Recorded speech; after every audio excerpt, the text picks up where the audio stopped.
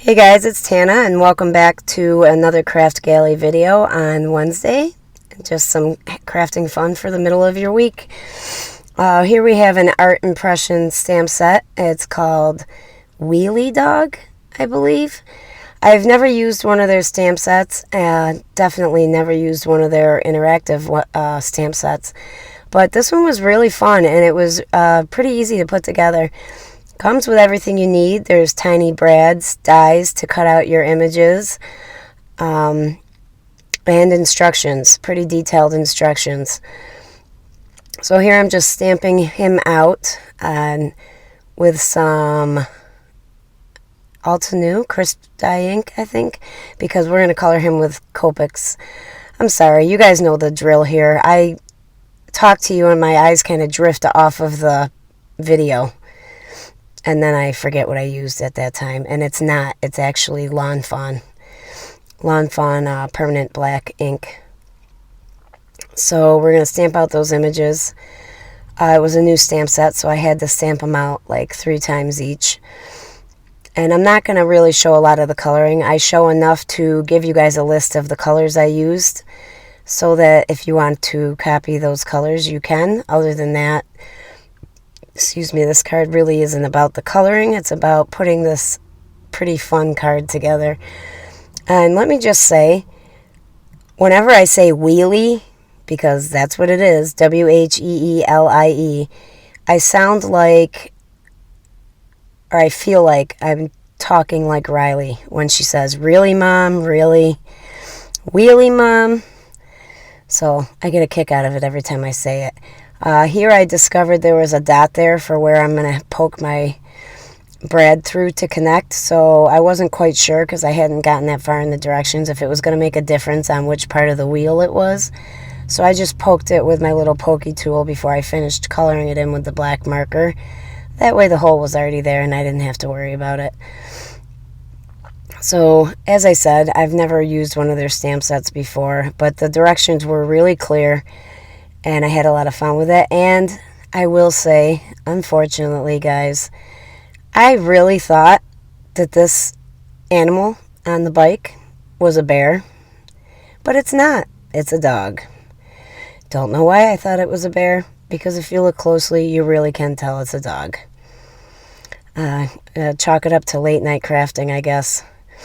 And I'm sorry about that glare, the one light there in the middle of the glass mat. I kept trying to move my Myrtle Beach coaster over it, and I kept accidentally shoving it aside.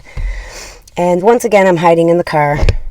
I've been trying to do this voiceover for 3 days now. I got this video done early, and the kids just weren't letting it happen.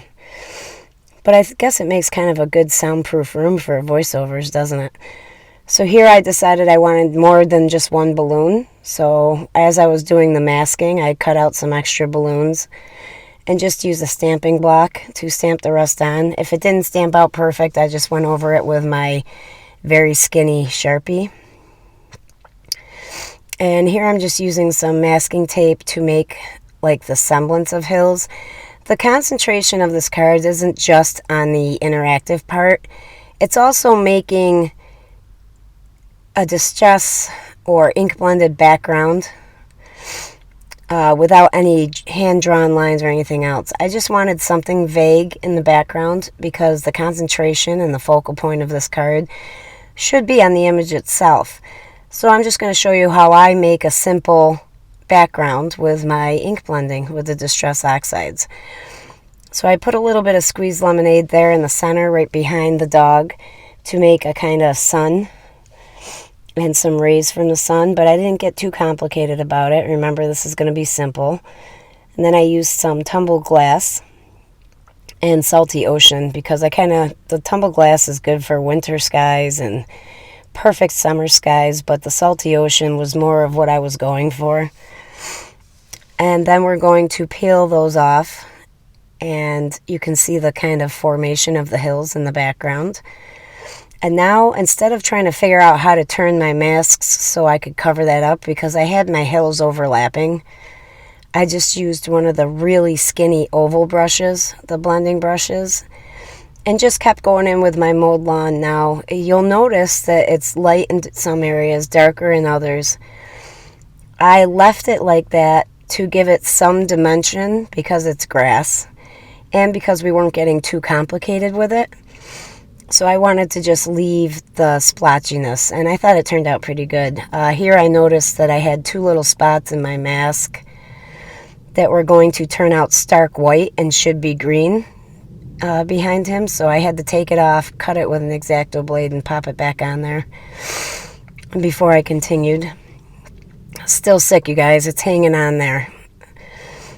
Here I laid down a flat, straight line of masking paper for my road, and I struggled with the hickory smoke. It wasn't giving me the look I wanted, and I had switched to regular distress inks.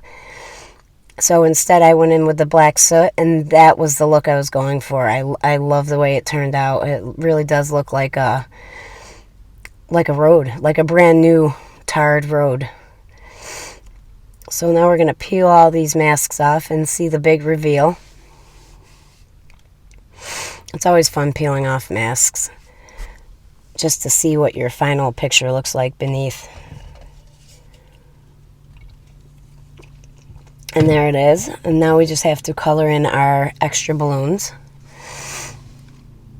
Oh man, guys, I don't know. I don't know if I can take another winter in Buffalo with the kids getting me sick all winter long. It just hits me like a freight train every single time. So I went with just some standard colors and then like bluish purple for the last one. And now comes the fun part, putting the card together. We're going to trim this panel down. I took an 1/8 of an inch off of each side so that it would have a 1/4 inch border all the way around it. And you could choose to make your panel dimensional, but it takes a little bit more work to make sure that your leg still turns. So I just kept this simple, and we're going to tape this panel flat down to the card. Here I'm just following the directions, attaching the leg with the pedal, the foot pedal, to the wheel, and then attaching the thigh to the leg. And it's real easy. Actually, I turned the picture over and looked at the picture on the front at this point rather than the directions on the back. And then I connected it to the body with another brad. You don't want to make your brads too tight. I learned this. I had to loosen them up a little because you want it to move the way it's supposed to. And now this little guy, I end up drawing lines on him so you can see. There's a die for this, and it's actually the little handle so that you can turn the little wheel. So you just fold it in the middle, and then you have 2 legs coming out either side when you bend it, kind of like a T. You put some score tape on there on the other side, bend it back together, and put it right on your little die cut circle that says turn with the arrow. And watch carefully how I put it on there. You got to make sure you have those 2 end flaps sticking out, because that's how it sticks to the circle itself. And voila, there you have it. Now I'm just placing my panel exactly on the card front where I want it, and putting a little circle die cut that came in the package onto the card base itself. Now you also have to cut the center out of that big wheel because you have to have a straight go through from the front panel to the back where the turn wheel is. And I do end up showing you, I put a little piece of foam tape. There's another wheel to match in dimension, but it doesn't turn. So that back wheel has foam tape on it, but it doesn't turn when you turn the other wheel. And now we're just using some double-sided score tape on the back of the panel. And we'll place that very carefully onto our card front so it lines up with that hole.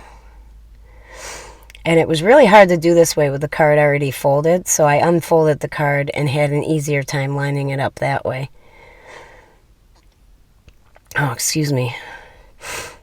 So now I had originally, there goes the small wheel. Originally I had put a regular piece of foam tape onto the larger wheel also, the turn wheel, but it wasn't sticking.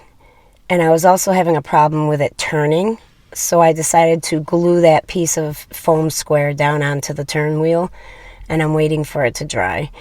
So I figured that was the perfect time to stamp out our sentiment. Also, I would recommend if you are putting one of these together, that you use a round foam dot. The square hinders it a little bit, and in fact, you'll see me fix this problem in a little bit. The first sentiment came out a little blurry, and my superfine white embossing powder by Wow was not sticking. And it's the only white embossing powder I have right now, thanks to Jackson. Jax woke up the other day and got over the gate. Actually, he tore the gate down. Got into my craft room. We were supposed to be taking a nap together. And he proceeded to dump out every embossing powder that I had in drawers for easy access into a pile mixed together on my desk. So here you see I'm trimming down, or trimming the wheel opening to be a little bit bigger. It's going to be covered by the other wheel anyway, and I didn't want to have a problem with it turning. If I have a picture of the mess that Jax made, I will post it at the end of this video just so you guys can see what I'm talking about. Here's our sentiment. We're going to pop it up with some double-sided foam tape and just set that off to the right-hand side. And it says, I wheelie like you. There's 2 different sentiments that come in this set. And that's about it for our card. And as you watch his leg bicycle and pedal along the road, I will tell you that at this time of voiceover and filming, editing, it's not time for the giveaway to be over yet. So there will be a separate video with the giveaway winner at some point this week. Thank you guys so much for watching. Make sure you hit that like button and subscribe. And don't forget, there'll be a link down below to the Kraftgali store. And take a look at what she's got over there. So always some great products and some great deals. We'll see you guys again in the next video. Bye-bye for now.